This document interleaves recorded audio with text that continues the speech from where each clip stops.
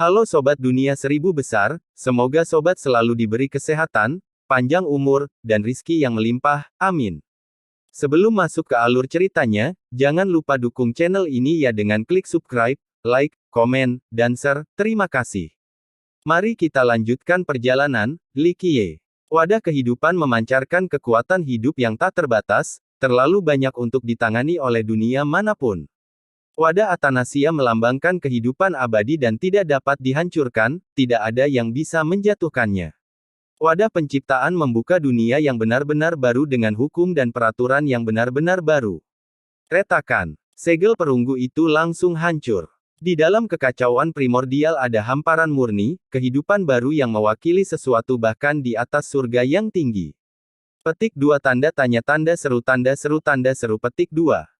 Nenek moyang kegelapan dan bahkan pembawa pesan kegelapan merasa khawatir, mengira nyawa mereka dalam bahaya dalam sepersekian detik ini.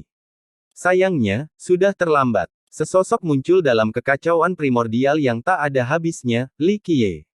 Surga Nirwana, serunya. Kata-katanya menjadi abadi. Orang masih bisa mendengarnya setelah jutaan tahun. Dia sekarang berada di alam surga Nirwana kapal, didukung oleh 3 dan 13 istananya. Kekuatannya telah mencapai tingkat yang luar biasa, mencapai batas tak terhitung banyaknya dao.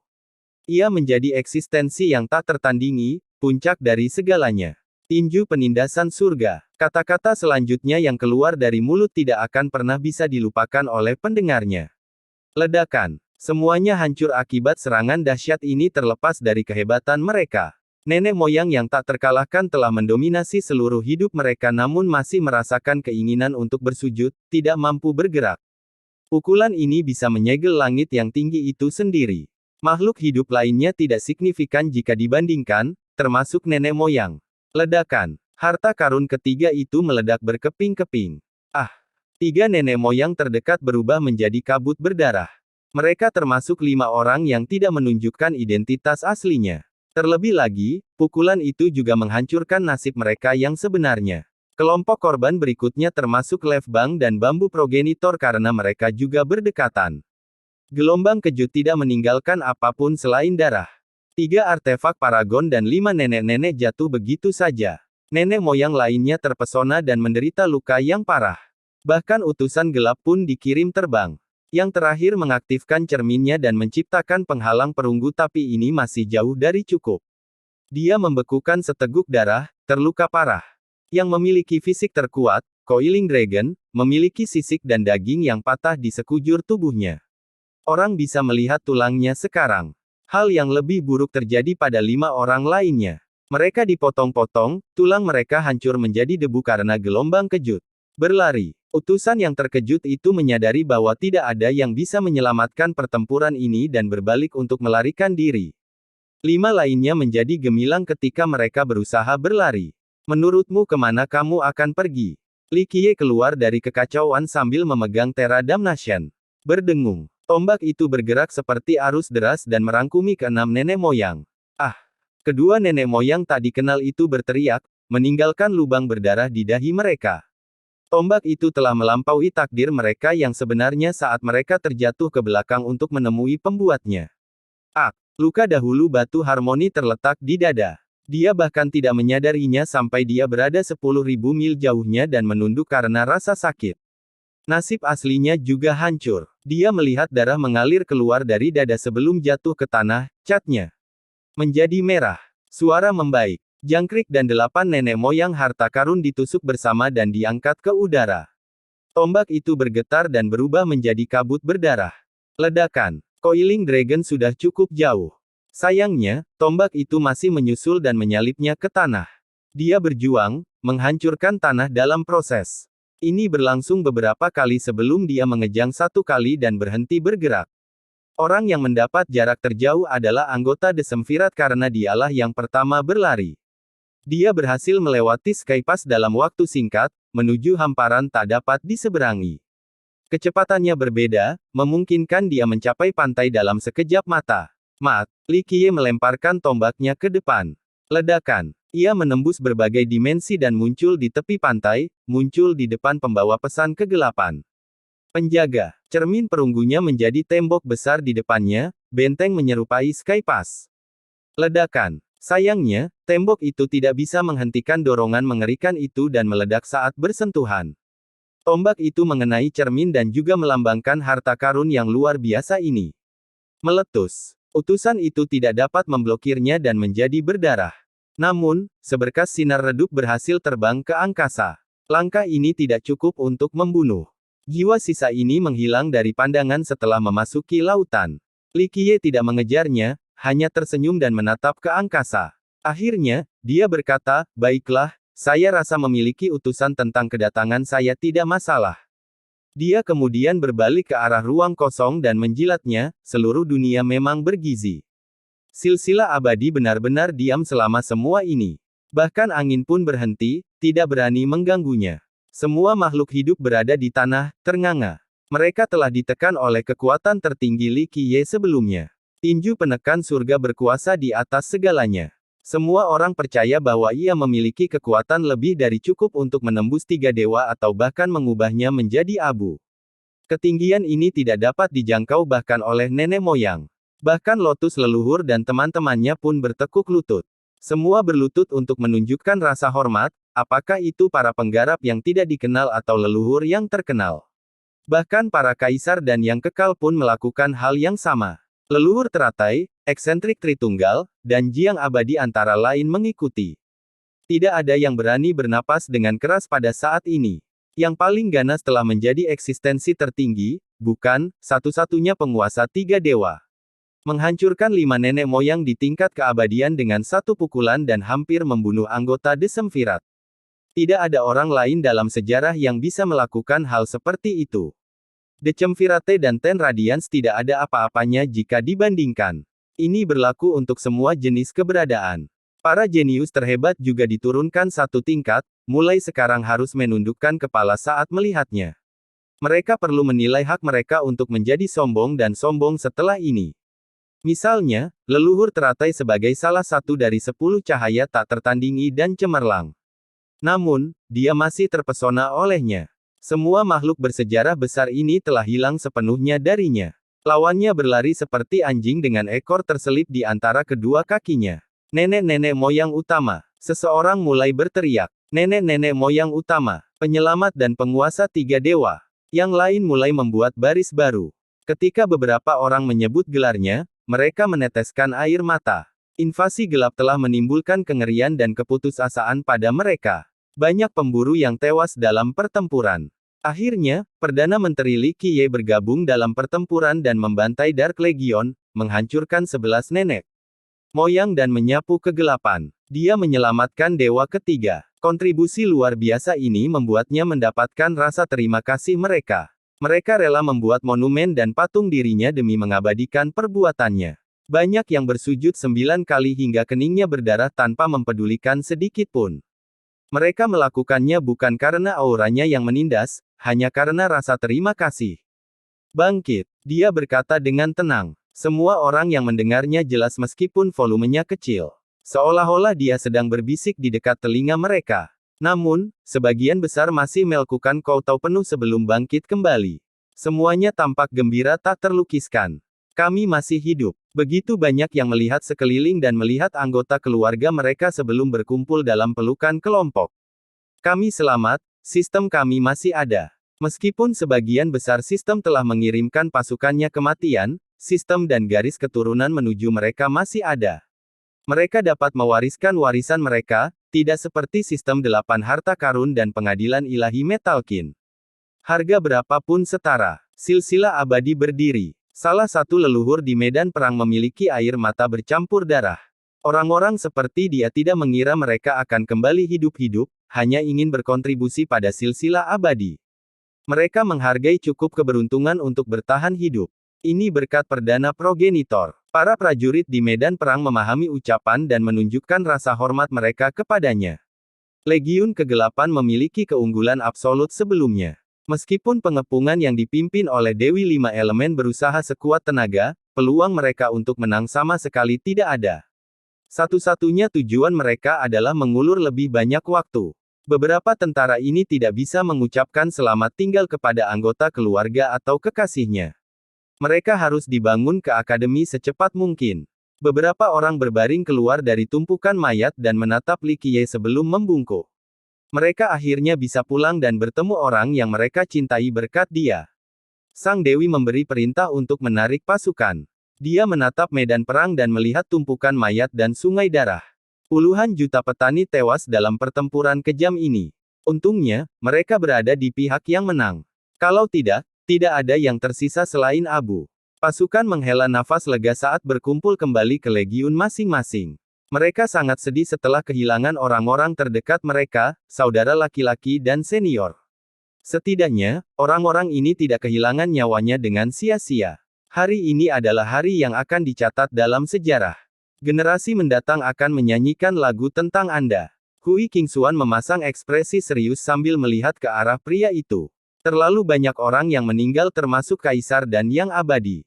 Selanjutnya, Li Qiye mendarat dan semua anggotanya membungkuk setelah melihatnya lagi. Namun, dia tidak berhenti sama sekali dan menuju Gunung Suci. Banteng, leluhur teratai, eksentrik Trinitas, dan Jiang abadi juga ikut serta. Mereka mempunyai pendapat berbeda tentang dia pada saat ini. Pada pertemuan sebelumnya, mereka sudah memberikan penilaian yang tinggi terhadapnya. Sayangnya, dia sebenarnya melebihi semua ekspektasi mereka. Tentu saja, Banteng selalu percaya padanya. Ia mulai menyombongkan diri dan langsung pamer, bukankah aku sudah memberitahu kalian semua? Hanya Tuan yang bisa menyelamatkan 3 dewa. Aku tidak salah, kan? Yang lain terlalu bodoh untuk melihatnya. Kelompok itu hanya tersenyum dan tidak membalas. Bagaimanapun, Banteng memberikan kontribusi yang sangat besar selama pertempuran ini, kelebihannya tidak ada duanya. Itu adalah salah satu orang pertama yang mewakili silsilah abadi. Trinity eksentrik merasa canggung setelah mendengar Banteng itu. Dia membungkuk ke arah Li Qiye dan berkata, saat itu saya sangat ingin mencoba menjalin hubungan dengan Anda, bangsawan muda. Dia telah bertemu Li Qiye di sebuah paviliun saat itu ketika dia berusaha menghindari hujan. Saat itu dia masih menggunakan kursi roda. Meskipun demikian, orang eksentrik itu tetap menempelkan liontin Gio kepada Li Qiye untuk menjodohkan Hui Qingxuan dengannya. Siapapun yang akan menganggap ini sulit dipercaya mengingat masalah jika mereka mengetahui latar belakang eksentrik dan sang dewi. Lagi pula, sedikit sekali orang yang mampu menaiki hierarki untuk mencapai pegunungan 5 elemen, apalagi menikahi penerus mereka. Itu sama saja dengan seekor burung yang menjadi burung phoenix, hal yang paling beruntung dalam hidup mereka. Ini adalah kasus bagi setiap pihak yang berwenang di silsilah abadi. Hal ini jauh dari yang terjadi saat ini. Hui Qingxuan memang berprestasi dan cemerlang, tapi sekarang, Vierses adalah satu-satunya penguasa di silsilah abadi selain menjadi nenek moyang terhebat dalam sejarah. Tidak ada yang bisa berdiri sejajar dengannya. Jadi, Hui Qingxuan masih harus menempuh jalan yang panjang. Dalam hal kecocokan, wanita itu setidaknya harus menjadi nenek moyang tingkat keabadian. Itu hanya titik awalnya. Misalnya, leluhur teratai. Seorang anggota Ten Radiance seperti dia mungkin lebih berkualitas. Itu sebabnya Trinity eksentrik mendapati dirinya dalam situasi sulit. Seluruh masalah pada saat itu tampak konyol jika dipikir-pikir. Sekte mereka adalah orang yang mencoba untuk mendaki Li Qiye. Kebijaksanaannya yang terpelajar tidak cukup untuk memahami Li Qiye. Banteng melakukan penyelaman dengan lebih baik dalam hal ini. Li Qiye sebenarnya tidak keberatan sama sekali. Dia tersenyum dan menepisnya. Sementara itu, Jiang abadi hanya menghormati Li Qiye. Dia berlutut dan berkata, saya tidak akan mampu menerobos tanpa bimbingan Anda dan mungkin mati di sana. Li Qiye dengan singkat menasihatinya saat kembali ke Gua Iblis Abadi, sehingga dia bisa mengatasi kemacetannya dan mencapai level yang mampu melawan 2 nenek moyang kakek nenek. Coba pikirkan, begitu banyak pemikir brilian yang bekerja keras untuk mencapai level Fardao. Namun, mereka terjebak di sana, tidak mampu bergerak maju. Jiang abadi juga merupakan anggota 10 cahaya. Bakatnya hampir tak tertandingi namun ia masih terjebak dalam waktu yang lama, dari zaman ke zaman. Faktanya, dia hampir mati beberapa kali karena potensi penyimpangan Qi setelah mencoba memaksanya. Itu sebabnya Li Qiye menghilangkan kabut budidaya dan dia menjadi tercerahkan. Asumsinya melonjak seperti angin setelahnya sehingga dia hanya berterima kasih kepada Li Qiye. Li Qiye menerima isyarat itu dengan ekspresi alami. Sekarang giliran leluhur teratai. Dia membungkuk dan berkata dengan kagum, saya mencoba seluruh hidup saya dan tidak dapat menemukan misteri di balik istana ke-13. Memalukan untuk mengakuinya tapi aku bahkan tidak melihat pintunya. Jalan menuju Grand Dao panjang dan misterius. Saya mempunyai banyak pertanyaan dan sangat bersedia menawarkan layanan saya jika Anda dapat mengajari saya satu atau dua hal, bangsawan muda. Nenek moyang ini cukup cantik untuk membuat orang mengingatnya selamanya hanya dengan sekali pandang. Saat ini, dia berlutut, bersedia menawarkan jasanya kepada Li Qiye. Yang lain tidak menganggap ini terlalu mengejutkan. Merupakan suatu kehormatan untuk tetap berada di sisinya. Kualifikasi untuk ini sangat ketat. Seorang anggota Ten Radiance sepertinya cocok. Itu tidak terlalu sulit. Li Qiye menahannya dan berkata, tapi aku akan segera pergi, jadi aku tidak punya apa-apa untuk mengajarimu. Saya mengerti. Dia membungkuk dan tidak mengatakan apapun lagi. Tentu saja bagian pertama bisa membuat orang gila. Banyak orang berbakat yang mencoba seumur hidup mereka dan tidak bisa mendapatkan istana ke-13 namun dia mendapatkannya dengan mudah. Meski begitu, itu bukan salahnya karena menjadi progenitor utama. Seseorang seperti dia bisa mengatakan apapun dan itu tetap bisa dibenarkan. Cahayamu akan menjadi lampu penuntun bagi tiga dewa. Li Qiye kemudian memberitahu iblis pohon tua itu. Li Qiye menyetujui iblis ini. Mendapatkan pujian seperti itu dari Prime adalah suatu kehormatan yang tiada taranya tetapi iblis itu tidak berpuas diri. Dia membungkuk dan berkata, kamu terlalu baik. Kamu bisa menjadi iblis atau orang suci dengan satu pikiran, jauh lebih unggul dibandingkan denganku. Anda dapat menciptakan cahaya yang juga dapat mewujudkan dan menyelamatkan makhluk hidup dalam hitungan detik, sementara saya membutuhkan waktu seumur hidup. Ini sudah cukup luar biasa. Desolate Sein bisa saja melangkah lebih jauh tetapi dia memilih jalan yang berbeda. Cahaya hanyalah sebuah eksperimen tetapi Anda berbeda, tidak pernah ragu sedikit pun selama perjalanan Anda. Kamu lebih baik dari dia dalam aspek ini. Li Qiye mengangguk. Saya hanya bekerja keras untuk menyeimbangkan kemampuan saya yang terbatas. Kata iblis itu. Meskipun musuh mereka, dia tidak pernah memikirkan Desolate Sein di depan umum. Desolate Sein memulai jalan ini demi orang lain, dia telah melakukan lebih dari kita. Dia melanjutkan. Banteng tentu saja tidak mempercayainya tetapi kali ini ia hanya mengangkat bahu dan mengejek, tidak mau menanggapi.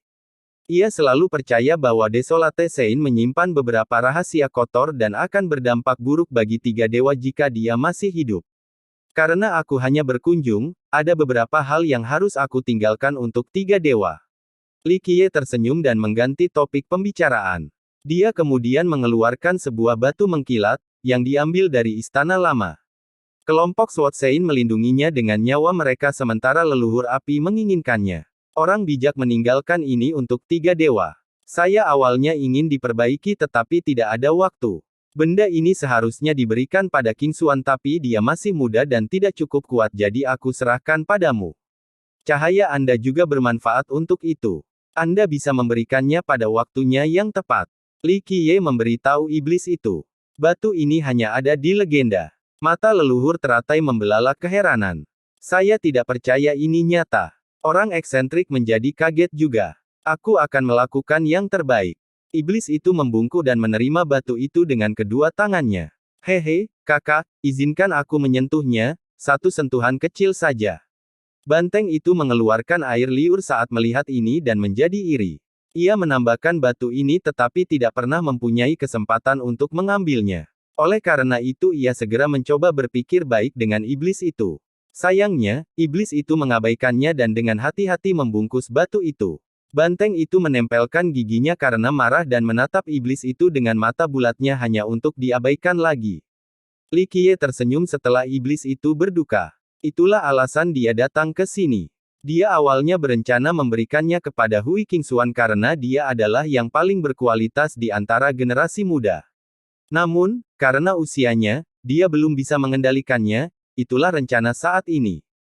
Belum terlambat bagi iblis untuk memberikannya nanti setelah dia cukup kuat. Li Qiye tidak membuang waktu di silsilah abadi dan pergi setelah menyelesaikan pelayaran. Dia tidak memiliki keberadaan di dunia ini, karena itu pernyataannya yang terus-menerus tentang menjadi seorang pejalan kaki. Dia datang hanya untuk mencari jawaban. Bertemu dengan beberapa orang, dan mengalami beberapa hal, tidak ada masa lalu yang emosional atau perasaan yang tersisa di sini. Dia tidak perlu tinggal atau melindungi tempat ini untuk siapapun. Dia kembali ke bagian terdalam dari Ascension Pond untuk menyempurnakan senjatanya. Pada saat ini hampir selesai, dia hanya perlu membuat beberapa penyelesaian detail kecil. Kamu membiarkan nenek moyang itu melarikan diri. Penguasa tempat ini berbicara. Dia mengacu pada utusan gelap. Terus, hanya satu nenek moyang yang akan menjadi pembawa pesan agar orang lain tahu bahwa saya akan datang. Ini masalah kesopanan. Li Qiye tidak keberatan sama sekali. Tuannya tidak masalah melanjutkan ini. Bahkan seorang anggota The Semvirat pun tidak terlalu menjadi ancaman bagi seseorang yang setingkat dengan Li Qiye. Seperti apa rasanya penciptaan? Sang Master bertanya setelah jeda singkat. Tidak buruk. Li Qiye tersenyum dan menatap ke arah yang dalam. Saya tahu bahwa Anda berada di sini karena berbagai alasan. Namun, mampukah Anda menahan godaan pesta tersebut? Jangan bilang kamu belum pernah menginstalnya. Kami akan melakukannya sejak lama daripada menunggu sampai sekarang atau masa depan. Tuan itu berkata dengan dingin karena ketidakpuasan. Siapa yang tahu? Karakter di level kami tidak dapat diprediksi. Li Qiye mengangkat bahu sebagai jawaban. Kami memiliki cara hidup yang berbeda dari hanya ingin berpesta, itulah situasi kami saat ini. Sang Master merengut. Itu masuk akal. Li Qiye tersenyum, caramu memang berbeda dari orang lain, sama seperti sistem koin di Moniai Fall atau pertukaran di sini di Ascension Pond. Hal yang sangat menarik. Apa, ingin menghancurkan kita? Tuannya menjadi kesal. Seperti yang kamu katakan, aku juga tidak akan menunggu sampai sekarang untuk melakukannya. Bagaimanapun, ini bukan giliranku. Kakek tua ketiga itu akan melompat ke atas terlebih dahulu, kata Li Qiye. Sang Master jelas tidak menyukai komentar ini tetapi tidak mau repot-repot membalasnya. Kebanyakan makhluk di tingkat ini akan memiliki pemikiran yang sama. Kakek tua ketiga yang disebutkan oleh Li Qiye merasakan hal yang sama. Namun setelah mengalami hal-hal tertentu, mereka melepaskan kualitasnya. Jika tidak ada yang lain, kamu harus pergi sekarang dan menimbulkan masalah di angkasa. Tempatku tidak bisa membuat pembuat onar sepertimu. Tuannya ingin mengusir tamu tak diundang ini. Jangan terlalu cepat mengusirku, kurang lebih aku masih seorang tamu. Li Qiye mendengus. Tidak, tempat tinggalku yang sederhana tidak dapat menampung orang sepertimu. Kata Sang Master dengan sinis. Kau menyakiti perasaanku sekarang. Li Qiye melanjutkan, tidakkah kamu melihat bahwa aku masih belum mempersiapkan diri dengan cukup baik? Saya perlu istirahat agar berada dalam kondisi puncak untuk pertempuran berikutnya. Itu masalahmu, bukan masalahku. Tuannya tidak peduli. Saya yakin Anda tidak bisa tidur nyenyak ketika ada tuan yang tertidur di hamparan luas. Saya tidak mengakuinya, kata Li Qiye.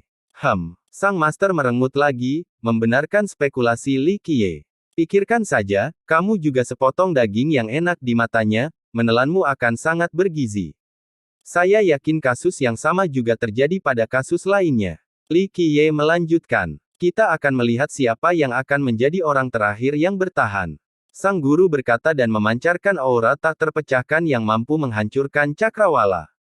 Nenek moyang biasa tidak dapat memahami kekuatannya. Tentu saja, tapi itu berarti kamu juga tidak sepenuhnya percaya pada dirimu sendiri, kata Li Qiye. Anda, nada suara Sang Master lebih keras. Bunuh lalu sempurnakan. Membunuh saja sudah terlalu sia-sia. Nilai terbesarnya dikuras oleh saya. Li Qiye berkata dengan tenang. Simpan keangkuhanmu sampai kamu dibunuh. Tidak sulit sama sekali. Aku akan membunuh jika dia berani keluar. Ditambah lagi, Anda tahu itu bukan satu-satunya hal yang saya inginkan. Aku akan menjatuhkan semuanya nanti, kata Li Qiye. Hanya kematian yang menantimu. Tuannya sebenarnya mengatakan yang sebenarnya kali ini, bukan hanya karena balas dendam terhadap tamu yang mengerikan ini. Sebagai eksistensi tertinggi, sang guru mengetahui masalah yang akan datang. Menurut pendapatnya, Li Qiye hanya ingin bunuh diri. Simpan komentar ini sampai aku mati. Li Qiye dengan malas berkata, tentu saja, karena kita berteman, kamu bisa menghabiskan sejumlah uang kertas untukku karena menjadi hantu malang pasti menyebalkan. Saya lebih suka menjadi hantu kaya ketika saya mati. Kamu akan melakukannya, iya. Sang Master berkata, sepertinya bisa melihat masa depan Li Qiye, ketiadaan.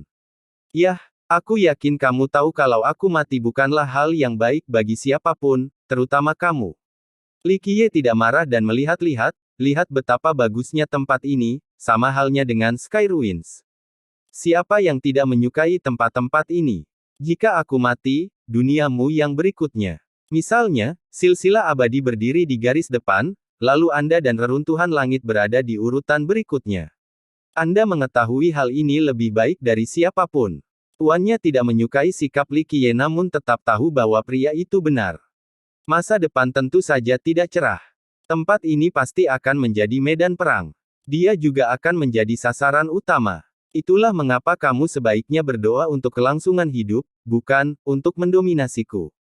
Li Qiye berhenti di sini dan memutar tangannya. Anda akan mengajukan beberapa tuntutan, kata Sang Master. Permintaan adalah kata yang kuat.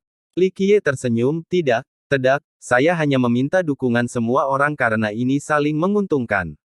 Saya yakin Anda sudah mendapatkan penjelasannya. Ayo, aku menunggu. Sang Master menunggu sebentar sebelum mengungkapkan, saya telah memberitahu yang lain tentang niat Anda.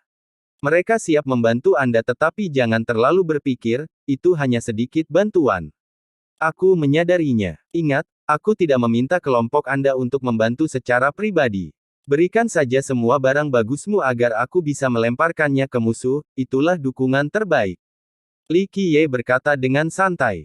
Jangan serakah sekarang. Sang Master berbicara terlebih dahulu untuk menghentikan upaya Li Qiye. Saya tidak setuju. Li Qiye menjelaskan, pikirkan saja, jika kalian semua melakukan mobilisasi secara pribadi, dan memikirkan kesuksesan, berapa banyak sumber daya dan materi surgawi yang dibutuhkan. Sekarang, karena saya melakukannya, kalian semua bisa duduk dan bersantai. Bukankah itu yang terbaik? Banyak nilai untuk uang Anda. Keheningan kembali terjadi. Sang Master akhirnya bertanya, apa yang kamu inginkan? Tidak banyak, hanya beberapa item yang layak. Li Qiye tersenyum menanggapinya. Hanya beberapa item yang layak saja sudah menjadi masalah besar jika itu keluar dari mulut Li Qiye. Mengapa? Karena apapun yang dianggap layak oleh Li Qiye pasti menantang surga, tidaklah berlebihan untuk menyebut mereka sebagai item pamungkas. Tidak ada sistem di Immortal Lineage yang dapat memberikan apa yang dia inginkan, hanya karakter misterius ini. Hanya beberapa item yang layak, Sang Master melihat daftarnya dan mengucapkannya dengan dingin. Barang-barang dalam daftar ini dapat membuat orang takut sampai mati. Aku percaya padamu untuk mengumpulkan barang-barang ini bukan. Kalian semua sangat kaya. Li Qiye tersenyum. Saya akan memberi tahu orang lain. Itu urusan mereka apakah mereka setuju atau tidak. Tuannya berbaur. Saya yakin itu tidak akan menjadi masalah. Li Qiye tampak acuh tak acuh dan percaya diri. Keluarlah dari tempatku setelah kamu mendapatkan barangmu. Tuannya menuntut. Ini cukup masuk akal. Pertama, Li Qiye memaksa tempat ini untuk memanggil kekuatan surga yang tinggi. Sekarang, dia meminta semua barang bagus. Tuannya sebenarnya cukup sabar untuk tidak memarahinya. Siapapun yang mengajukan tuntutan konyol seperti itu pasti sudah lama dihancurkan. Sayangnya, dia tidak punya pilihan selain mendengarkan Li Qiye. Kamu tidak perlu terus-menerus mengusirku, aku akan pergi ketika aku tidak ingin berada di sini lagi. Maksudku, bahkan burung pun tidak mau membuang air besar di tempat ini, tidak ada orang lain selain kamu. Membosankan. Li Qiye tersenyum. Anda, Sang Master terdorong untuk mengusir Li Qiye dari sini. Tempatnya adalah tanah harta karun tertinggi dengan kedalaman tak terbatas. Yang lain ingin sekali datang ke sini kecuali mereka tidak memenuhi persyaratan. Oleh karena itu, komentar Li Qiye sangat menyinggung. Cuma bercanda. Li Qiye langsung menambahkan, menghentikan masternya agar tidak meletus. Jadi bagaimana jika kamu bisa bertahan? Bagaimana setelahnya? Akankah Anda benar-benar menyatakan perang melawan surga yang tinggi? Tuan itu berkata dengan dingin. Pertarungan terakhir adalah apa yang saya cari. Yang abadi dulu, lalu saatnya bermain-main dengan surga yang jahat. Kecenderungan bunuh diri. Tuan itu berkata dengan datar. Bukannya aku belum pernah mati sebelumnya. Li Qiye tersenyum, ditambah lagi, saya pernah ke sana sebelumnya dan harus mencobanya lagi. Segala sesuatu yang lain tidak akan ada artinya jika saya tidak melakukannya. Katakanlah kamu bisa kembali dengan kemenangan dari pertarungan terakhir, apa gunanya? Anda akan menggantikannya. Tuannya bertanya, mengapa saya ingin melakukan itu? Saya tidak ingin menjadi apa yang disebut sebagai pencipta. Aku akan tetap menjadi diriku sendiri, tidak perlu hal lain. Li Qiye tersenyum. Sekali lagi, apa gunanya? Kemenanganmu tidak akan mengubah apapun. Kata sang master. Mata Li Qiye menjadi dalam saat dia menatap ke arah kejauhan. Dia tidak menjawab. Apa motivasimu untuk bertarung? Keabadian, penciptaan, atau usianya? Tuannya bertanya. Untuk diriku sendiri. Saya mencari penjelasan dan ada beberapa hal yang harus saya lakukan dan selesaikan. Li Qiye menarik dan menjawab. Itu akan berada di luar kendali Anda setelah Anda mencapai langkah itu. Saat berdiri di atas langit yang tinggi, Anda harus menghadapinya. Jawab sang master. Tanyakan aku lagi kapan aku sampai di sana. Li Qiye tersenyum santai. Kemenangan Anda mungkin tidak menjamin masa depan yang lebih baik dari saat ini. Ini adalah masalah yang tidak ada solusinya, tidak peduli siapa itu, hasilnya akan sama. Dunia ini dan tatanannya tidak akan berubah. Sang master berpikir sejenak sebelum menjawab. Saya tidak tahu sampai saya bertanya, diskusi secara teoritis tidak ada gunanya. Hal terburuk apa yang bisa terjadi? Menjadi debut. Bukannya hal itu belum pernah terjadi sebelumnya, tidak ada yang lebih buruk dari itu, kata Li Qiye. Langit yang tinggi akan berjaga-jaga, hal ini selalu terjadi. Kata sang master. Saya tidak setuju. Ini adalah dunia yang satu demi satu. Ini bukan tempat taman Anda bisa memakan semuanya setelah matang lalu kembali lagi. Li Qiye tersenyum. Perubahan zaman tidak berbeda sama sekali, hanya metodenya saja yang berubah. Kata sang master. Oke, kalau begitu mari kita ubah metodenya. Serahkan barang bagus itu atau aku akan menghajar kalian semua dan memaksa kalian untuk menyerahkannya dengan patuh. Metode mana yang Anda inginkan? Saya yakin hasilnya akan sama, hanya caranya saja yang berbeda. Li Qiye berbicara tentang pembicaraan ke arah lain. Hah? Sang master merengut, menyebabkan dunia berguncang dan bintang-bintang bergetar. Hanya Li Qiye yang tetap tidak terganggu, tidak terpengaruh oleh rasa khawatir. Ini bukan hanya tentang hasil, masih banyak hal lainnya, kata Li Qiye. Jadi, kamu punya metode yang lebih baik? Tuannya bertanya. Pertama, saya ingin membunuh semua orang yang pantas mati. Li Qiye mengungkapkan senyuman tipis yang akan membuat ngeri mereka yang menyadari realisasinya. Sang master pasti membaca senyuman ini dengan benar dan meremehkan. Apa pendapatmu tentang itu? Itu akan membuat segalanya lebih mudah sebelum pertarungan terakhirku. Li Qiye berkata, di mata saya, perintah dimaksudkan untuk dilaksanakan dan diubah, tidak bertahan selamanya. Dan sekaranglah waktunya untuk perubahan. Sang master menyadari bahwa Li Qiye telah mengambil keputusan. Mereka tidak akan bisa menghentikan atau surga jahat itu. Dia akan bergerak maju sebagai mesin penai yang tak terhentikan. Dalam sejarah, belum ada seorang pun yang benar-benar memahami kekuatan penciptaan. Keberadaan seseorang akan dengan mudah menyelesaikan masalah ini. Kata sang master. Benar. Misalnya, orang yang lapar tidak bisa memotong dan memakan dagingnya sendiri untuk kenyang tanpa menderita luka, itulah yang terjadi saat ini. Li Qiye tersenyum. Banyak yang mencari ini tetapi kesuksesan tidak ditemukan. Ini mungkin merupakan hambatan nyata menuju keabadian. Ada orang yang berhasil melampaui orang lain, tapi menurutku dia juga belum berhasil karena semuanya masih sama. Kata sang master, itu tujuanmu, bukan tujuanku. Saya tidak peduli dengan keabadian atau kekuatan ciptaan. Yang saya tahu adalah saya akan membunuh siapapun yang menghalangi jalan saya, tidak peduli seberapa jauh mereka berlari. Li Qiye menegaskan dengan kilatan dingin di matanya. Tuannya tahu bahwa dia mengatakan yang sebenarnya. Pria itu sedang meminta bantuan mereka saat ini, tetapi jika mereka memprovokasi dia, dia akan membunuh mereka tanpa ragu-ragu. Sekuat apapun dia, intuisi saya bahwa dialah yang akan kalah dalam pertarungan di antara mereka. Itulah hasil dari persilangan pria bernama Li Qiye ini. Li Qiye pergi setelah dia selesai menyempurnakan senjatanya untuk berangkat menuju halangan itu. Kelompok banteng karena suatu alasan mengetahui bahwa dia akan pergi dan berada di sana untuk mengirimnya pergi. Seseorang menyebarkan informasi ini sehingga semua orang di silsilah abadi mengetahui kepergiannya.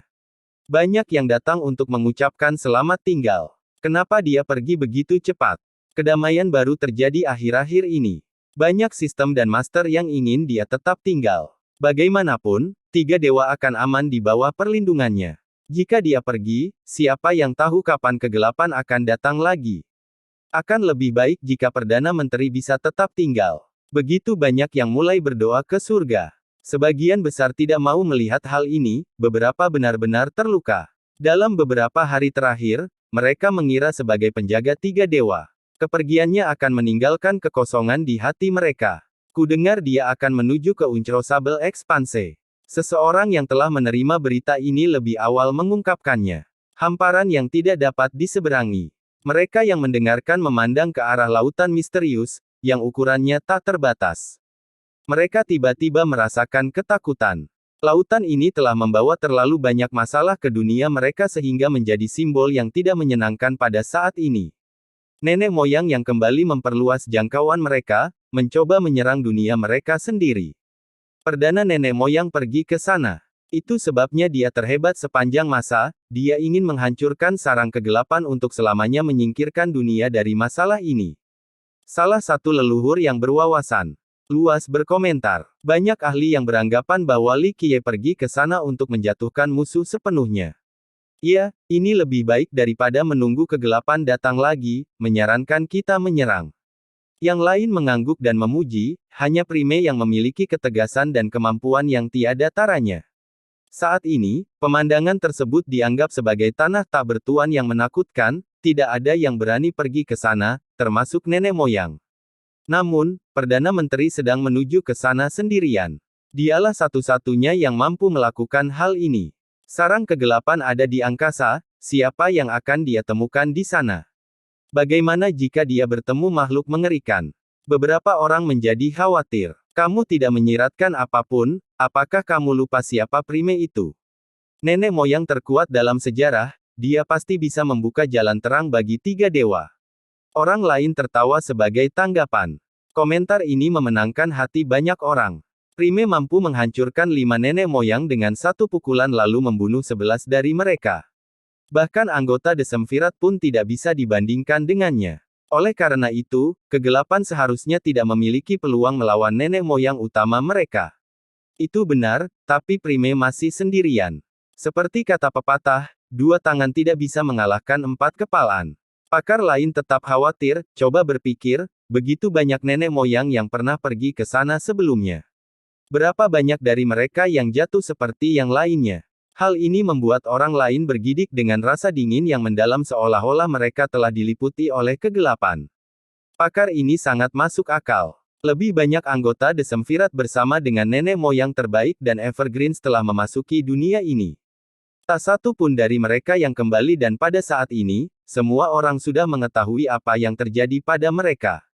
Sarang kegelapan itu akan memiliki begitu banyak keberadaan yang luar biasa, tempat paling mengerikan di dunia. Akankah Prime mampu melawan jumlah mereka yang banyak? Pesimisme ini lambat laun menguasai massa. Daripada khawatir tanpa alasan, lebih baik berdoa saja untuk kemenangannya. Seorang senior berkata, jika semua nenek moyang kita telah jatuh ke dalam kegelapan, suatu hari nanti dia akan kembali ke silsilah abadi terlepas dari apakah Prime memasuki ruang angkasa atau tidak. Kemungkinan ini saja membuat takut semua orang. Belum lama ini, 12 nenek moyang dan 1 Fardao hampir menghancurkan dewa ketiga. Iya, kita akan berhasil, semoga dia mampu mengalahkan kegelapan. Banyak orang di seluruh dunia mulai berdoa. Beberapa bahkan mengadakan upacara resmi untuk tujuan ini. Banyak penggarap di kedalaman diam, menunggu Li Qiye pergi. Supervisor tidak diperlukan karena semua orang tahu untuk menghormati dan diam. Malam telah berlalu namun 10 juta petani masih hadir untuk acara ini. Seseorang hanya bisa mendengar suara nafas. Li Qiye akhirnya muncul di hadapan banyak mata yang menantikannya. Dia melintasi langit dan mencapai pantai. Semua orang tergeletak secara serempak, menghasilkan gelombang-gelombang sepanjang kepadatan. Salam, Perdana Menteri. Mereka menyambutnya. Setiap rasa hormat datang dari hati. Banteng hitam dan yang lainnya mendekatinya, Holy Frost, Hui Qingxuan, leluhur teratai, Jiang abadi. Bahkan iblis pohon tua pun hadir. Karena dia telah mengakar di akademi, tubuh aslinya tidak bisa pergi ke sana. Ini hanya avatar daunnya. Pergilah, bangsawan muda. Holy Frost emosional menjadi karena dia telah tinggal bersamanya dalam waktu yang lama dan benar-benar mendapat manfaat darinya. Perpisahan adalah bagian dari kehidupan. Anda dilahirkan selaras dengan cahaya sehingga masa depan Anda cerah, Anda pasti akan mampu memikul sistem Anda. Sebagai nenek moyang, Li Qiye memanjangkan rambutnya dan tersenyum. Ujiannya mengungkapkan betapa dia sangat panas. Aku tidak akan mengecewakanmu, bangsawan muda. Dia membungkuk dalam-dalam untuk menunjukkan rasa hormatnya. Bagaimana denganku? Banteng itu tertawa dan ikut berkata, apakah saya akan menjadi nenek moyang terhebat dalam sejarah? Gaya egoisnya membuat beberapa orang tertawa. Banteng punya cara untuk menenangkan suasana yang tenggelam. Li Qiye meliriknya dan berkomentar, saya tidak tahu apakah Anda akan menjadi nenek moyang terhebat atau tidak, tapi satu hal yang pasti, teruslah berdiam diri seperti ini dan Anda akan menjadi pesta yang paling lezat. Mungkin hot pot, atau daging sapi panggang. Siapa yang tahu? Saya suka daging sapi tipis yang dicelupkan ke dalam sup mendidih. Banyak energi, kata iblis tua itu. Hai, apa yang kamu katakan, Pak Tua? Banteng sama sekali tidak senang dengan hal ini, saya akan menggali akarmu dan membuat obat kering darinya. Iblis tua itu meliriknya dengan pandangan menghina. Ini berhasil dengan sempurna dalam membuat marah Banteng. Tentu saja, ini semua hanya lelucon. Mereka memiliki hubungan khusus, baik persahabatan maupun bimbingan. Setan itu menganggap Banteng itu sebagai junior dekat. Banteng itu tidak bisa melakukan apapun terhadap iblis itu meskipun dia merasa jengkel. Ia mendekat ke arah Li Qiye dan tersenyum, hehehe, Tuan, dunia di luar pasti sangat luas, beri aku petunjuk, kemana aku harus pergi untuk sampai ke duniamu. Jelas sekali dia bosan dengan tiga dewa dan ingin melihat dunia Li Qiye. Tunggu sampai kamu cukup kuat atau kamu hanya akan mendapat masalah. Li Qiye berkata dengan acuh tak acuh. Wah, apa yang ingin kamu katakan? Banteng itu menyorotnya sebagai tanggapan, eksistensi hebat macam apa saya ini?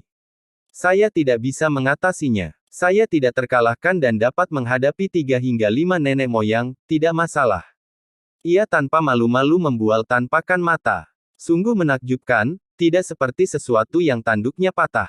Setan pohon itu dengan sinis mengejek. Katakan di hadapanku. Banteng itu memerah dan menuju ke pohon iblis, hanya untuk diabaikan. Sayang sekali ini adalah masa kekacauan atau aku akan dengan senang hati menemanimu keluar angkasa. Kata leluhur teratai dengan sentimental. Meskipun dia bukan anggota The Semvirat, dia jauh di atas nenek moyang tingkat keabadian biasa. Dalam sejarah, setiap nenek moyang pada akhirnya ingin pergi keluar angkasa karena berbagai alasan. Jadi, kemampuan seseorang seperti dia untuk bertahan adalah suatu keajaiban. Hanya sistemnya yang dapat mengakomodasi hal ini. Dia tentu saja ingin pergi ke sana dan tidak ada yang lebih baik daripada menemani Li Qiye. Sayangnya, potensi bahaya masih membayangi di Tri Immortal sehingga dia harus tetap tinggal. Ini adalah harga mahal yang harus dibayar demi Gunung Lima Elemen dan Dewa Ketiga. Anda akan mendapat kesempatan dan bahkan akan lebih baik luck nanti ketika ada perdamaian di 4 samudera, kata Li Qiye. Saya mengerti. Saya berharap dapat bertemu Anda lagi ketika saya berangkat. Dia membungkuk. Li Qiye tersenyum dan mengangguk. Kepergiannya ke sana hanya masalah waktu saja. Nenek moyang kesulitan bertahan di 3 dewa, terutama seseorang yang pertengkaran dia.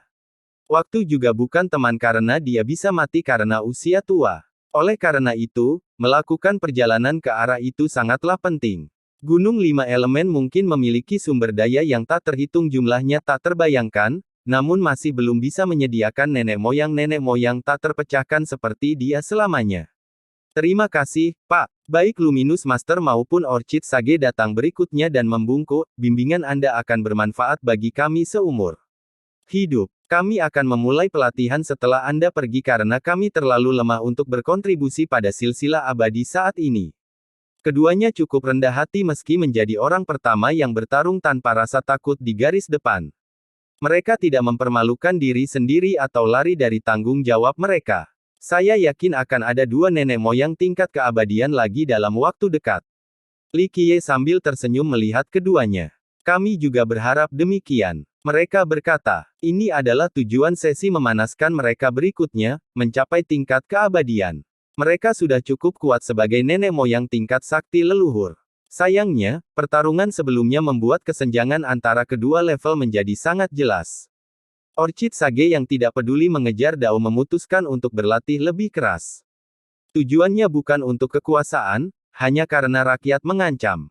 Keduanya percaya bahwa saat ini mereka tidak cukup untuk berguna. Apakah kita akan bertemu lagi? Hui Qingxuan meraih tangan Li Qiye dengan kekaguman di matanya. Keduanya memiliki hubungan khusus berkat Trinity eksentrik, pertunangan yang aneh. Ditambah lagi, dia telah menjadi pendukung setianya, sehingga memenangkan rahmatnya. Jika memang begitu, kata Li Qiye. Saya akan terus bekerja keras agar tidak merasa malu dengan rendahnya ketebalan saya saat kita bertemu lagi nanti. Dia tersenyum. Aku yakin kamu akan menjadi orang yang berbeda saat kita bertemu lagi, kata Li Qiye. Bakatnya luar biasa sehingga prestasinya tidak kalah dengan Orchid Sage dan Luminous Master. Faktanya, elemen Gunung 5 mungkin memiliki nenek moyang lain yang setingkat dengan leluhur teratai. Aku juga berharap demikian. Qingxuan mengangguk, sangat yakin akan pertemuan berikutnya. Selamat tinggal semuanya, saya harap dunia kalian aman. Li Qiye tidak mengucapkan selamat tinggal kepada masing-masing individu dan melihat ke arah kepadatan. Mungkin lain kali aku akan bertemu banyak anakmu. Dia melihat keajaiban bermata tiga dan kaisar hati jiwa dan memutuskan untuk menggoda mereka. Terserah kamu, bangsawan muda. Pasangan itu membungkuk ke arah Li Qiye karena dialah alasan mereka bersama. Sampai jumpa semuanya. Li Qiye tersenyum dan memasuki hal itu tanpa menoleh ke belakang. Selamat tinggal. Banteng dan yang lainnya memperhatikan kepergiannya. Semoga Anda kembali dengan penuh kemenangan, Perdana Menteri. Para penggarap yang berlutut berteriak. Sikap besar ini diperlukan untuk menunjukkan rasa hormat yang pantas kepada penyelamat mereka. Li Qiye menghilang dari pandangan saat kakinya menyentuh udara. Meski begitu, mereka terus terpuruk. Beberapa melakukan upacara kowtow penuh. Sekutu perselisihan menjadi sentimental. Mereka tidak tahu apakah mereka bisa bertemu dengannya karena dia bukan dari dunia ini. Selamat tinggal. Qingxuan memeluk dirinya sendiri. Hamparan yang tak dapat diseberangi, sebuah misteri abadi, tidak ada yang tahu seberapa dalam atau luasnya, terutama sifat magisnya. Diskusi mengenai tempat ini bermunculan selama bertahun-tahun, hanya saja tidak ada hasil yang nyata.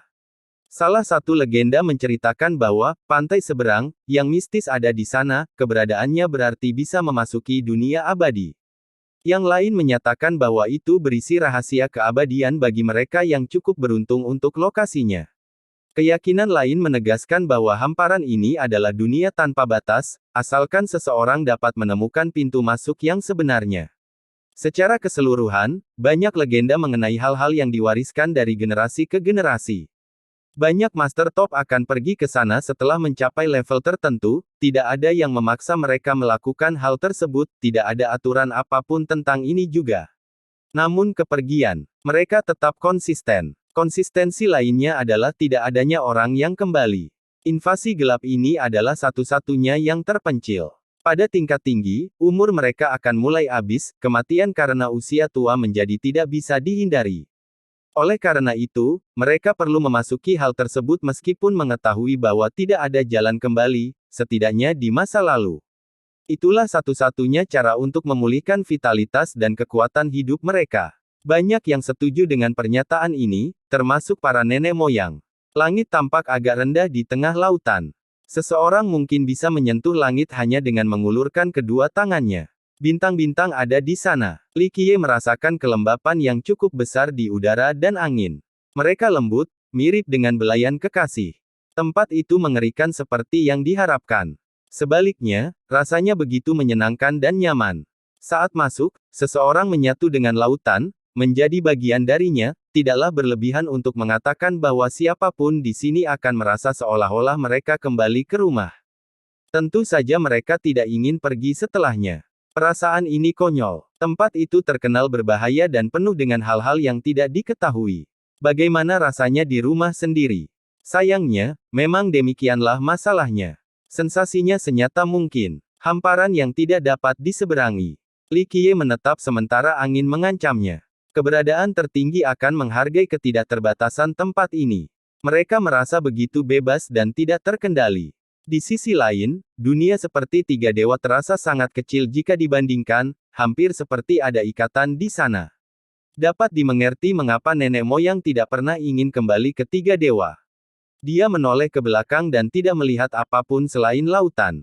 Garis pantai tidak bisa ditemukan, apalagi tiga dewa. Hanya mengambil satu langkah ke tempat ini berarti meninggalkan tiga dewa sepenuhnya, tidak mungkin menemukan jalur awal, apalagi menemukan lokasi tiga dewa. Seseorang membutuhkan metode yang menantang surga untuk kembali ke tiga dewa, melompat berulang kali dari satu dimensi ke dimensi lainnya. Perlu diingat bahwa lompatan tingkat spasial ini membutuhkan jangka waktu yang lama dan tenaga yang besar. Nenek moyang yang kuat mungkin tidak mampu menangani hal ini. Ini adalah alasan lain mengapa nenek moyang ini tidak kembali setelah masuk. Li Qiye berhenti mencari tiga dewa. Dia mencoba merasakan area ini dan ombaknya dengan mata tertutup. Dia menjadi bagian dari lautan ini, mampu merasakan penyu aneh berenang 10.000 mil di dasar laut. 1 juta-juta di depannya, dia melihat makhluk udara besar yang menyerupai gajah sedang dipenuhi udara. Kemudian 1 miliar juta di atas, sebuah bintang sedang bernafas. Dia merasakan semua hal ini dengan sangat jelas seperti telapak tangan. Faktanya, seekor ikan yang mengeluarkan gelembung dimanapun di lautan ini akan diketahui olehnya. Dia berdiri di sana seperti patung untuk waktu yang lama. Setelah beberapa saat, dia membuka matanya dengan senyuman tipis. Tubuhnya berkedip sementara riak muncul di angkasa. Ini adalah awal perjalanannya. Lautan ini sangat luas di luar imajinasi, mungkin lebih dari 100.000 tiga dewa disatukan. Seorang nenek moyang bisa menghabiskan seluruh hidupnya namun tetap tidak bisa melewatinya. Li Qiye terus bergerak melintasi area ini dan melihat banyak pemandangan menakjubkan yang tidak dapat ditemukan di tempat lain. Di satu tempat, banyak puncak yang menjulang tinggi dalam formasi tertentu. Udara berputar-putar di sekeliling mereka dalam bentuk pusaran yang mampu mengoyak segalanya, tidak ada yang bisa lepas dari arus kuatnya dalam keadaan utuh. Namun, puncaknya tidak terpengaruh oleh pusaran yang sama sekali. Mereka tampak seperti pilar khusus yang berfungsi menjaga lautan tetap di tempatnya. Saat uap dan udara menguap dari pusaran, orang dapat melihat sekilas paviliun dan kota di puncak-puncak. Kereta yang tak terhitung jumlahnya dan orang-orang yang bergerak, tempat yang makmur. Ini semua hilang saat seseorang menginjakkan kaki di puncak yang sebenarnya seolah-olah itu hanyalah ilusi belaka. Sayangnya, suara derap kuda dan kereta, percakapan orang atau tangisan jangkrik terdengar jelas. Rasanya begitu nyata namun mustahil untuk dijangkau. Daerah lain diselimuti kabut dan kabut selama setahun. Banyak bulan terlihat di sana, mereka bergerak dalam rotasi abadi. Namanya adalah lembah bulan, yang sepertinya merupakan sumber dari semua bulan yang ada. Cahayanya memberi warna perak pada bagian laut ini. Sayangnya, bulan bukanlah satu-satunya benda yang melayang. Mayat juga akan terbang keluar dari laut, seluruhnya ditutupi kain putih seperti mumi. Mumi-mumi ini akan menelan cahaya bulan. Saat mereka menyerap lebih banyak afinitas ini, tanda-tanda kuno yang tidak dapat dipahami muncul di kain putih mereka. Siapapun pasti merasakan kulitnya kesemutan setelah melihat pemandangan ini. Tempat ini tampak seperti negeri orang mati. Li Qiye berhenti di sini sebentar untuk melihat mayat-mayat yang memancarkan cahaya bulan.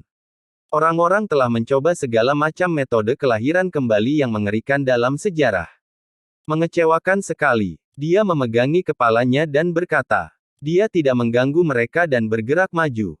Ini bukan hal yang aneh baginya karena dia tahu tujuan mereka. Lautan ini juga mengalami kerusakan. Li Qiye berhasil mencapainya dan merasakan aura penghancur yang kuat. Permukaan udara di sini telah terkoyak sehingga mengakibatkan aliran udara yang kacau balau menghantam tebing-tebing di wilayah tersebut. Benda langit di atas telah jatuh. Satu bintang pecah terlihat mengambang di atas udara. Pertempuran hebat jelas terjadi di sini. Angin laut yang sepoi-sepoi menyebabkan kantuk. Bulan malam ini berbentuk bulat di atas langit malam. Itu memancarkan cahaya perak, menghasilkan pantulan keperakan yang sama di permukaan udara. Setiap kali ikan mas melompat keluar dari udara, percikannya menyerupai bunga yang sedang mekar. Mungkin suatu saat nanti ia akan berubah menjadi naga. Sebuah pulau kecil memiliki pepohonan tua yang kokoh dan dedaunan yang lebat. Itu tampak seperti liontin batu giok yang diukir di piring perak. Garis pantainya cukup panjang dengan pasir yang sangat indah. Setiap pidatonya memiliki kilau keemasan. Mengambil pasir dan membiarkan mengalir ke bawah dengan jari akan menciptakan aliran emas yang indah. Seorang pemuda sedang berbaring di tempat tidur di bawah pohon palem di sana, menikmati angin sepoi-sepoi dan sinar bulan. Dia mengenakan jubah keperakan, dibuat dengan cermat oleh seorang master hebat. Dia cukup tampan dan selalu menonjol seperti burung bangau di antara kawanan ayam. Tangannya indah, terutama jari-jarinya yang kurus dan panjang.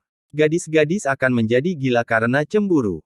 Waktu membeku ketika dia menikmati waktunya di sana. Namun, dia segera bangkit dan menyapa seorang pengunjung. Kejutan yang menyenangkan. Ruang angkasa beriak dan Li Qiye keluar, mendarat di pantai. Dia melihat sekeliling sebelum fokus pada pemuda. Dia telah melompati ruang angkasa beberapa kali dan berakhir di sini secara kebetulan. Oh, aku harus memanggilmu senior.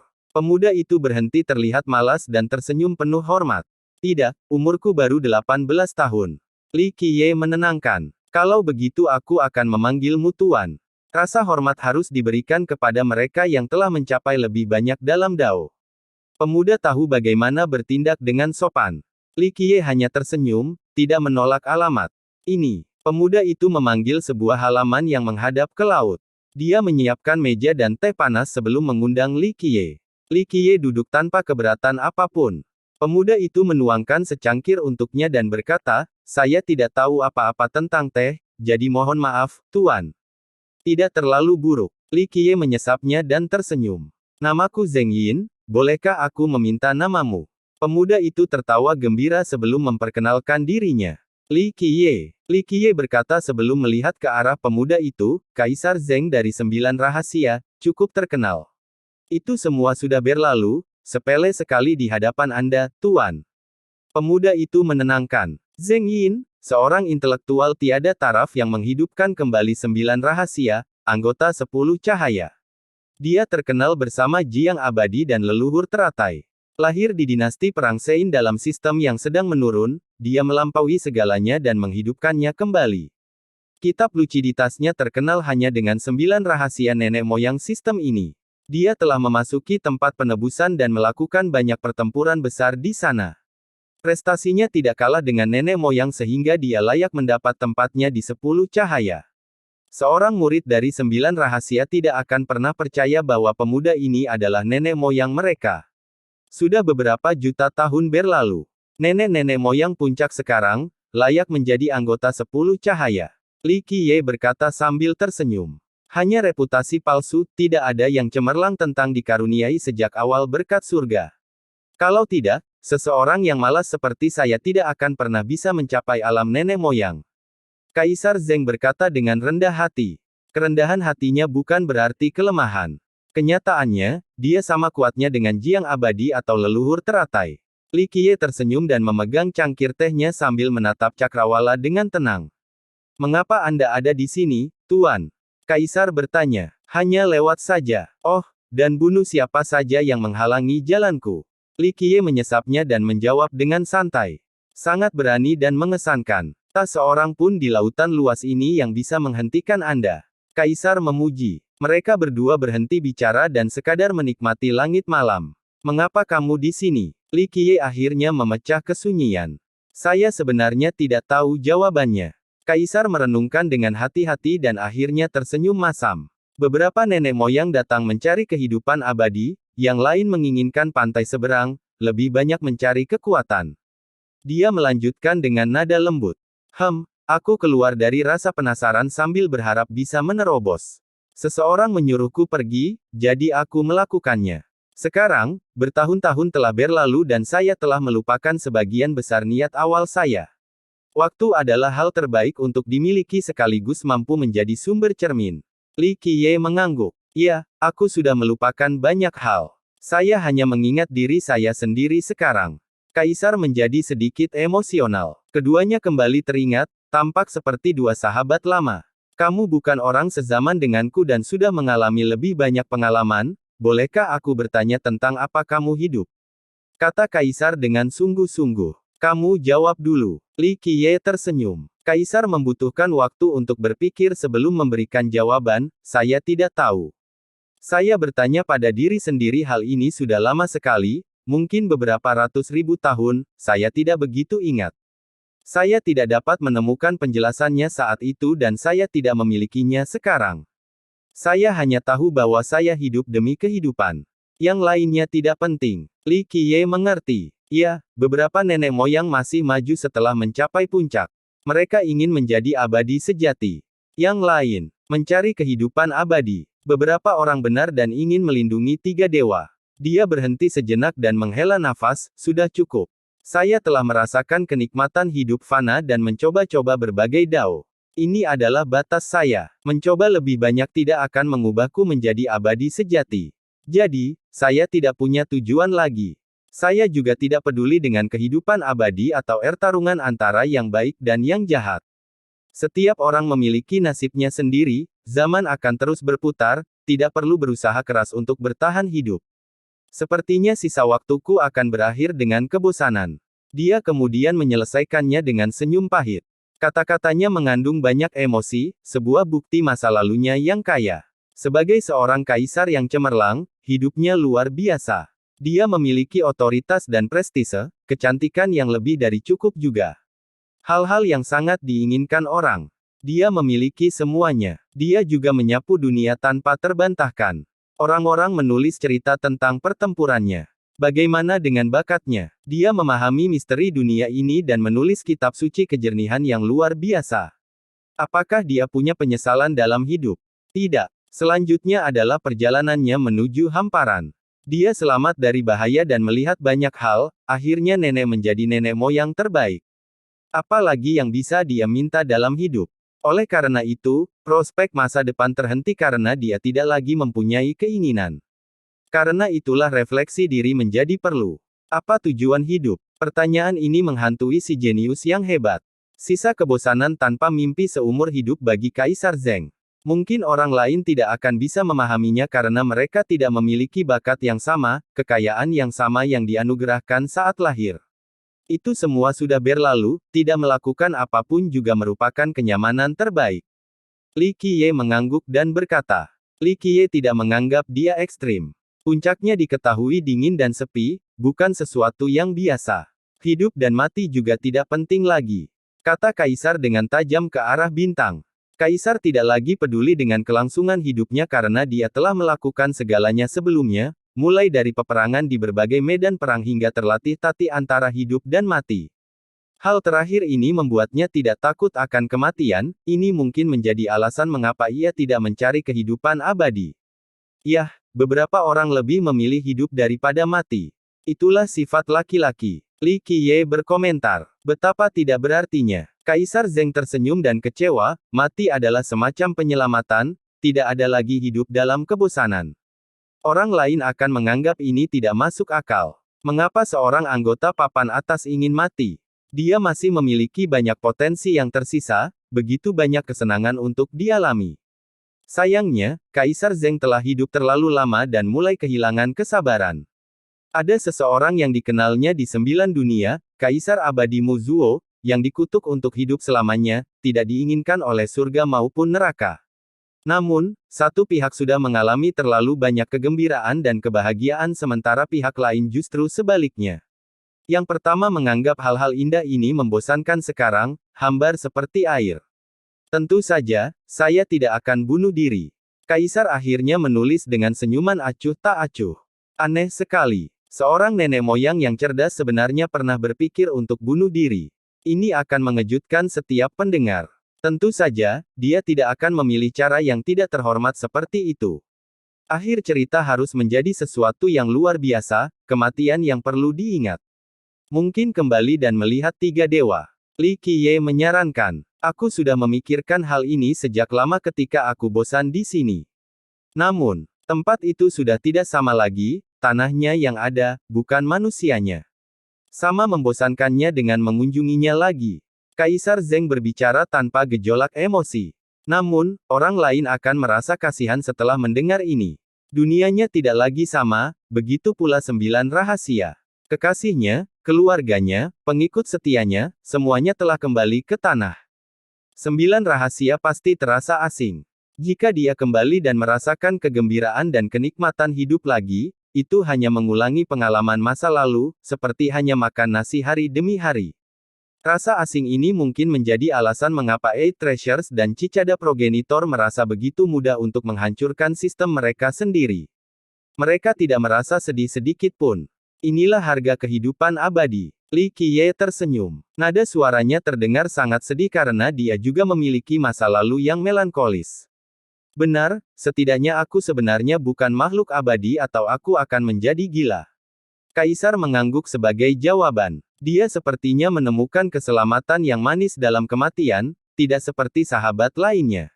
Yah, jika kamu tidak mempunyai tujuan atau keinginan lain, maka kehidupan singkat yang cemerlang saja sudah cukup, tidak memiliki penyesalan adalah hal tersulit yang harus diperoleh, kata Li Qiye. Apa tujuanmu? Kaisar bertanya. Sebuah jawaban dan perjuangan sampai akhir, itu saja. Li Qiye mengangguk. Jadi, cita-cita yang begitu tinggi. Kaisar merasa sangat menghormati Li Qiye, saya bukan membela keadilan tapi saya sangat menghormati Bao Pu dan yang lainnya. Mereka harus dicintai dan dihormati oleh semua orang, sama seperti Anda, Pak. Kultivator harusnya bertujuan untuk menjadi seperti Anda tetapi saya takut untuk mengatakan bahwa saya tidak mempunyai keinginan untuk menjadi berbudi luhur. Setiap orang mempunyai kemauannya masing-masing, tidak perlu memaksa orang lain untuk melakukannya. Li Qiye menyembunyikan, terang dan gelap selalu ada, tidak ada terang tanpa kegelapan dan sebaliknya. Saat ini, tidak mengejar yang terbaik, tidak ada pencahayaan, tidak ada keinginan, tidak ada kegelapan, maka tidak ada terang. Pengejaran mereka adalah alasan mengapa ada kegelapan. Dia diakhiri dengan menunjuk ke langit. Kata-katamu terbuat dari emas, Tuan. Kaisar menghargai sudut pandangnya. Li Qiye tersenyum dan membenamkan dirinya dalam menatap langit. Sepertinya ada sesuatu di atas sana yang menatap segala sesuatu di bawah. Keabadian. Kaisar menghela nafas dan berkata, tidak ada yang bisa menahan godaannya. Dia kemudian berbalik ke arah Li Qiye seolah menyindir sesuatu. Jangan khawatir, aku tidak akan berubah meskipun aku memperoleh keabadian. Itu bukan pilihanku. Li Qiye menenangkan. Saya tidak meragukan Anda, Tuan. Kata Kaisar. Tidak apa-apa, kamu sudah melihatnya. Keabadian tidak diberikan oleh Dao Surgawi. Langit tidak akan mencontohnya, jadi untuk mendapatkan keabadian harus ada perdagangan. Diri sendiri, orang lain, atau bahkan seluruh dunia. Itu adalah pilihan yang harus diambil, kata Li Qiye. Kaisar setuju. Dia sudah lama berada di sini dan melihat hal-hal di luar imajinasi. Oleh karena itu, dia memiliki cara pandang dan pemikiran yang berbeda tentang keabadian dibandingkan kebanyakan orang. Semua orang mengatakan bahwa makhluk abadi sejati bisa hidup selamanya. Bagaimana rupa mereka jika benar-benar ada? Kata Kaisar. Pernahkah kamu melihat makhluk gelap itu? Li Qiye bertanya. Tidak bisa ditemukan dimanapun tapi itu adalah penyebab perang antar nenek moyang. Dia juga mengubah banyak orang ke sisinya. Kata Kaisar. Dia jelas bukan makhluk sejati abadi, hanya makhluk palsu atau palsu. Tapi tetap saja, menggunakan keabadian untuk mendeskripsikannya tidak masalah, jadi, ekstrapolasi saja dari itu untuk mendapatkan jawabanmu, kata Li Qiye. Kaisar merenung sejenak tentang keberadaan kegelapan. Setelah beberapa saat, dia mengemukakan hal lain, bagaimana dengan tiga makhluk abadi. Pada levelnya, dia mampu melakukan kontak dengan para legenda ini dan menghormati mereka. Untuk menjadi abadi, seseorang harus menjadi gila atau suci. Li Qiye berkata, namun, dunia ini adalah sistem jantung mereka. Kaisar mendekat pada dirinya sendiri sebelum memilih untuk diam. Bagian terakhir mencakup terlalu banyak hal, tidak perlu mendalami lebih dalam atau itu akan menjadi tidak sopan. Hamparannya sebenarnya cukup menyenangkan. Kaisar mengemukakan hal lain, saya belum pernah melihat pantai seberang, tetapi meskipun pantai itu memang ada, bukan alasan saya untuk mendaki. Saya tidak dapat mencapainya sebelum terbebas dari diri saya sendiri. Bersambung.